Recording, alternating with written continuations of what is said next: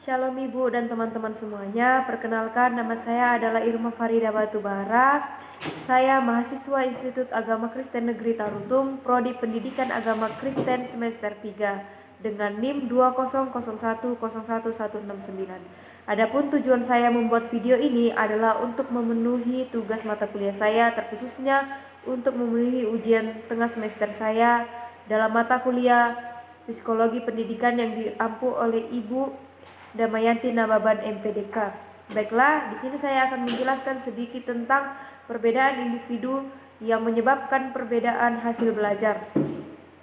Setiap individu memiliki karakteristik yang berbeda-beda.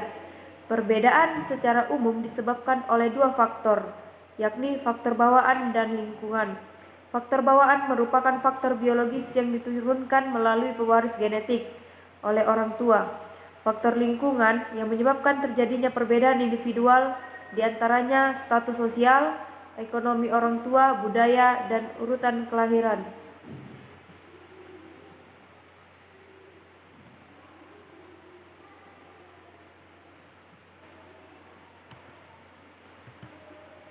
Perbedaan individu di antara anak didik merupakan hal yang tidak mungkin dihindari karena hampir tidak ada kesamaan yang dimiliki oleh manusia kecuali perbedaan itu sendiri. Sejauh mana individu berbeda akan mewujudkan kualitas perbedaan mereka atau kombinasi-kombinasi dari berbagai unsur perbedaan tersebut. Pengertian perbedaan individu. Perbedaan individu berkaitan dengan psikologi pribadi yang menjelaskan perbedaan psikologi antara orang-orang serta berbagai persamaannya. Sedangkan menurut Gary tahun 1963 di dalam buku Perkembangan Peserta Didik karya Sunarto dan B. Agung Hartono mengkategorikan perbedaan individual seperti berikut. Yang pertama, perbedaan fisik, tingkat dan berat badan, jenis kelamin, pendengaran, penglihatan, dan kemampuan bertindak. Yang kedua, perbedaan sosial termasuk status ekonomi, agama, hubungan keluarga, dan suku. Yang ketiga, perbedaan kepribadian termasuk watak, motif, minat, dan sikap. Yang keempat, perbedaan inteligensi dan kemampuan dasar atau skema. Yang kelima, perbedaan kecakapan atau kepandaian di sekolah dalam mencapai pengetahuan baru. Faktor-faktor perbedaan individu. Yang pertama, faktor bawaan atau genetik. Faktor bawaan merupakan faktor-faktor biologis yang dilakukan melalui pewarisan genetik oleh orang tua. Pewarisan genetik ini dimulai saat terjadinya pembuahan, yaitu ketika sel reproduksi perempuan yang disebut ovum dibuahi oleh sel reproduksi laki-laki yang disebut reproduksi. Gen ini menggunakan petunjuk untuk produksi protein. Yang selanjutnya, protein ini yang akan mengatur proses fisiologis tubuh dan penampakan sifat-sifat fenotip, bentuk tubuh, kekuatan fisik, kecerdasan, dan berbagai pola perilaku lainnya. Perbedaan gen merupakan salah satu alasan mengapa setiap individu berbeda dengan individu lainnya, baik secara fisik, psikologis, maupun perilaku meskipun mereka saudara sendiri. Faktor lingkungan. Lingkungan menunjuk pada segala sesuatu yang terjadi di luar individu. Faktor ini meliputi status sosial ekonomi dan pola asuh orang tua, meliputi tingkat pendidikan orang tua, pekerjaan orang tua, dan penghasilan orang tua.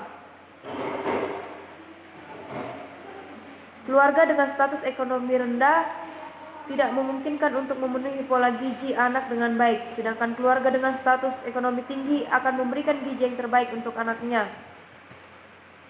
Macam-macam perbedaan individu. Yang pertama, inteligensi. Inteligensi adalah salah satu milik kita yang paling berharga. Tetapi bahkan orang yang paling cerdas sekalipun tidak sepakat tentang apa inteligensi itu. Howard Gardner mengemukakan kerangka pikirannya tentang macam-macam kecerdasan. Yang pertama, keahlian verbal, kemampuan untuk berpikir dengan kata dan menggunakan bahasa untuk mengekspresikan makna. Keahlian spiritual, eksistensial, keterampilan, kemampuan dan perilaku yang diperlukan untuk mengembangkan dan mempertahankan hubungan dengan sumber utama. keahlian logika, matematika, kemampuan untuk menyelesaikan operasi matematika. Keahlian sosial, kemampuan untuk berpikir 3 dimensi. Kemampuan melihat ruang dan bangunan. Kecerdasan ini berpotensi untuk menjadi seorang arsitek, insinyur, dan lain-lain. Yang terakhir, keahlian kinestik, kemampuan untuk memanipulasi objek dan kecerdasan. Kepribadian dan temperamen.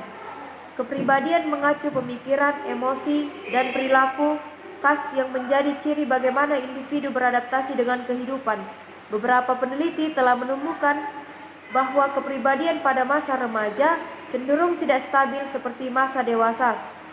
5 besar faktor kepribadian yaitu keterbukaan, kecerdasan, ekstraversi, keramahan, dan neurotitisme. B. Temperamen terkait erat dengan kepribadian dan gaya belajar dan berpikir. Temperamen adalah gaya perilaku seseorang dan cara karakteristik merespon perkembangan individu muncul dalam perkembangan gaya temperamen anak. Kesesuaian antara temperamen individu dan tuntunan lingkungan yang harus individu batasi disebut kebaikan dari kesesuaian dapat menjadi penting untuk penyesuaian anak.